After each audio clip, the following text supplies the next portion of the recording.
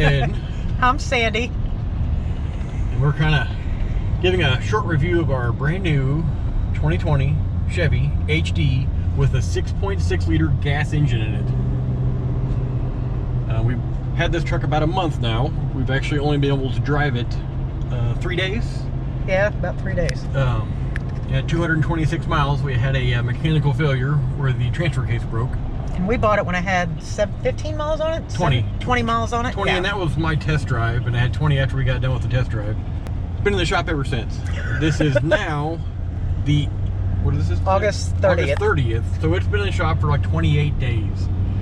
Being a brand new truck, no one's got parts for it yet.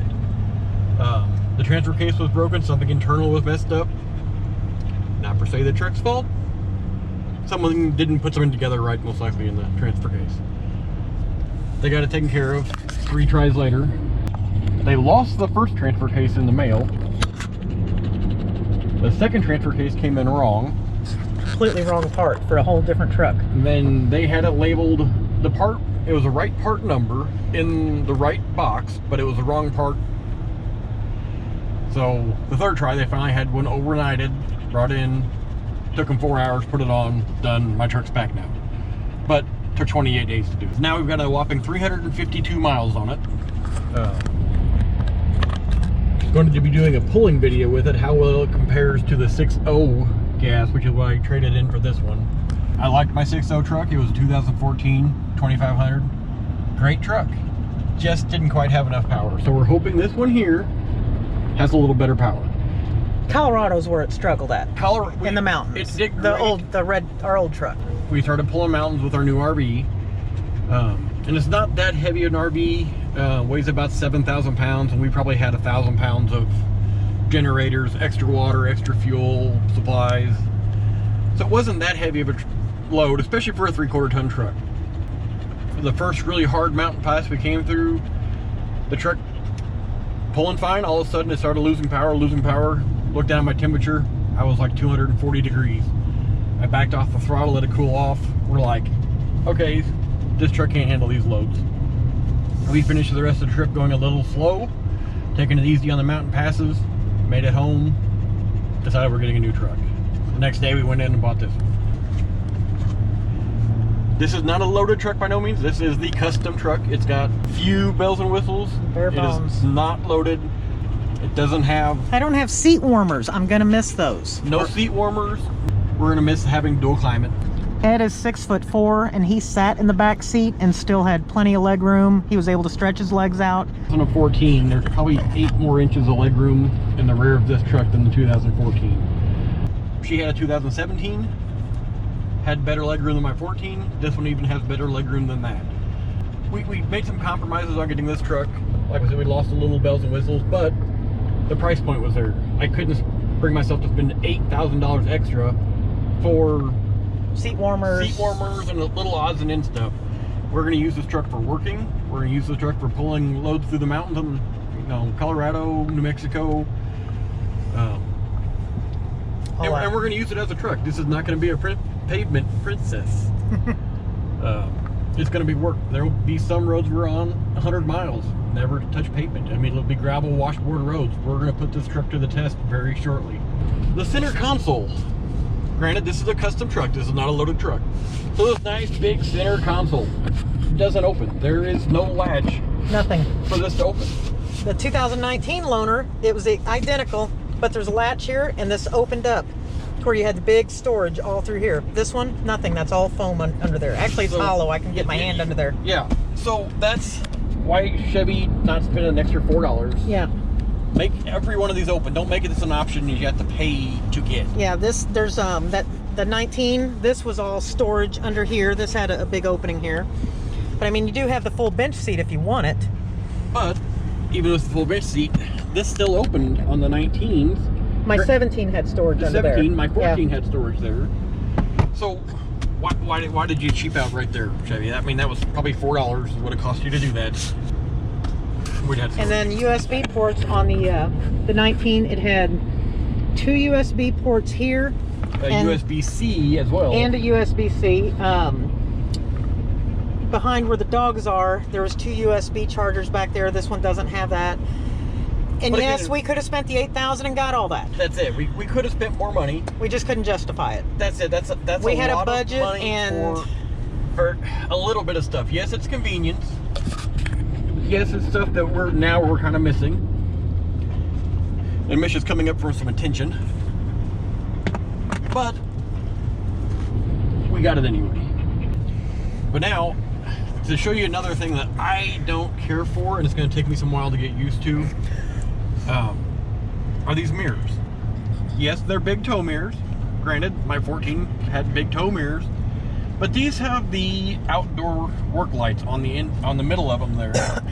When I'm driving down the road, I keep thinking there's someone getting ready to pass me. I keep seeing that out of the corner of the eye in my mirror, and I see something there. where is it? What do you think? I'm going to try to get a kind of a driver's view of it here.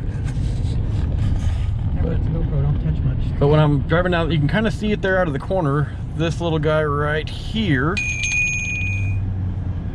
And like I said, it just kind of looks like there's something in the back, in the side over there getting ready to pass you. Running down a 2-lane interstate, it's pretty bad. You keep noticing, I can't get over to someone's there. It's not. It's the little lights, which the little lights are nice. Which we'll get a video of this thing lit up at night. And there's Sandy. That'll get edited out. I don't mind the steering wheel. It's fine. It's not leather wrapped or heated. Like I said, we got a little basic. There's almost no buttons on the steering wheel. I'm missing my radio controls. They had complaints. And yeah, people did complain that there's too many buttons on the steering wheel. You gotta kind of Compromise. You compromise there, Chevy. This is nothing. It's an empty little pad over here, and got my cruise control here, but there's nothing else there. There's nothing on the other side either. No, there's nothing. And in order to access all my different features on my speedometer, there's actually an old style knob up there. You actually turn a knob. I don't mind it, but Chevy could have thought that a little out. I do like the radio. This one doesn't have the bigger one. It's got a smaller.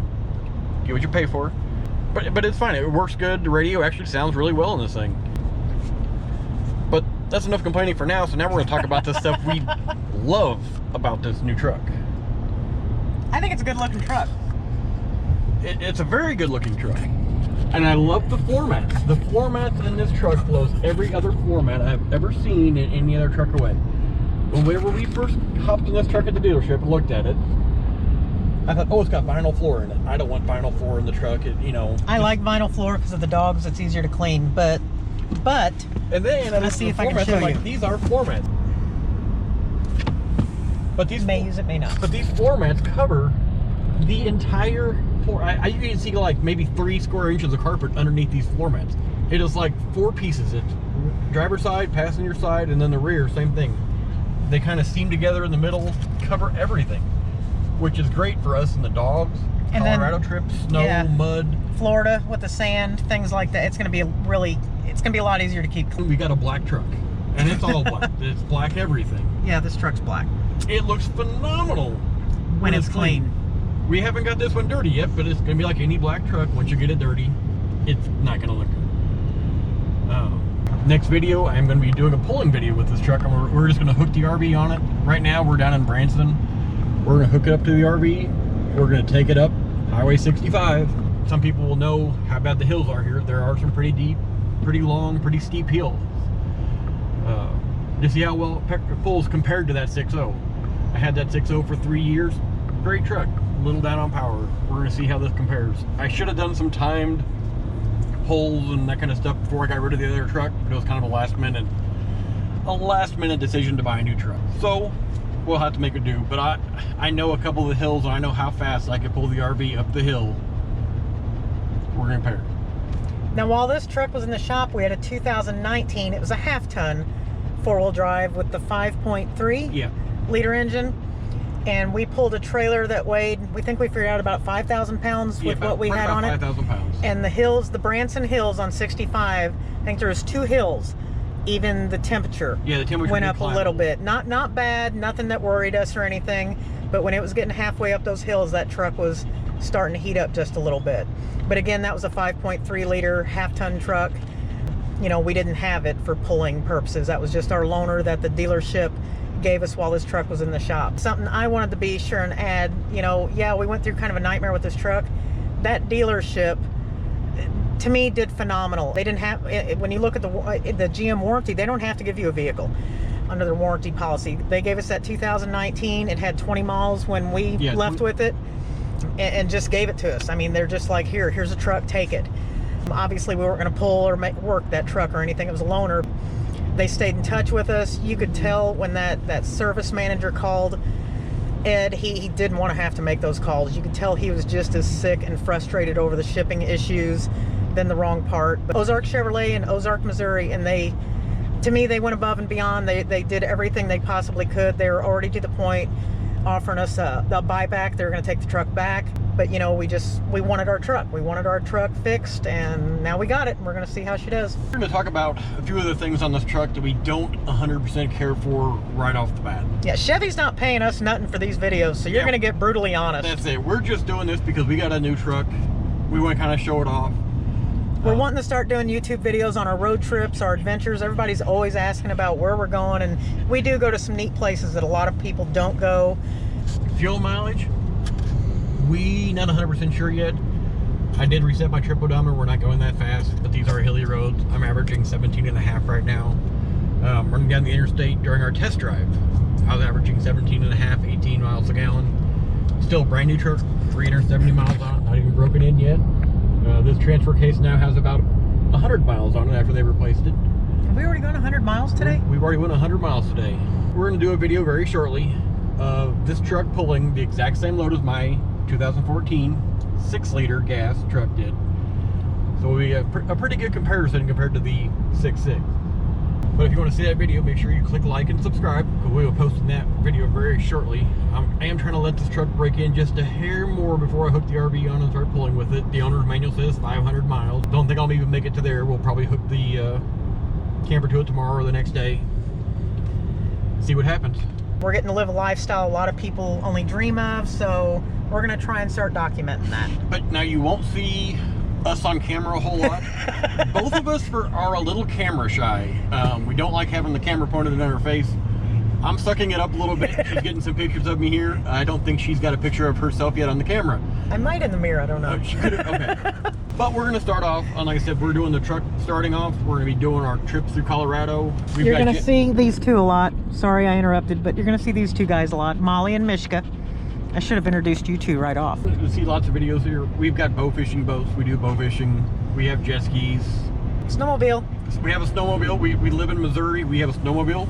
We can use it once every other year or something on like 4 or 5 inches of snow. So we're going to be playing with stuff like that, trying to get in videos. My nickname's MacGyver. I can usually fix anything. If it's broken, I can fix it. I've been a diesel mechanic for quite a few years and just been a general mechanic for as long as I can remember and hold a wrench. Comment on anything if you disliked in this video, if you think we need to do something different. Yeah, we're learning. Yeah, we're learning, so talk to us. I wish I had the drone up for this sunset.